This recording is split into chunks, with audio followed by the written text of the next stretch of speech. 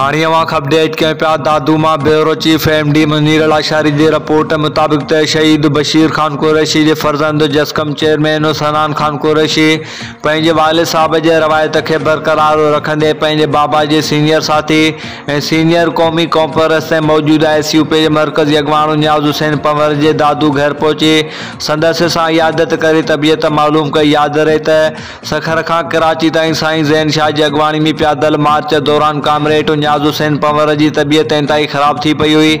संदसि कंधनि जूं 2 डिस्कूं रगन जो मसलो आहे। लगातार वॾनि डॉक्टरनि जे ज़ेर इलाज हेठि आहे। फिजियोथेरेपी दवाऊं हली रहियूं आहिनि। जस्कम चेयरमैन सनान खान कुरैशी दीदार शाम अशरफ कलोड़ो चयो त असांजा क़ौमी कारकुन हीरा आहिनि।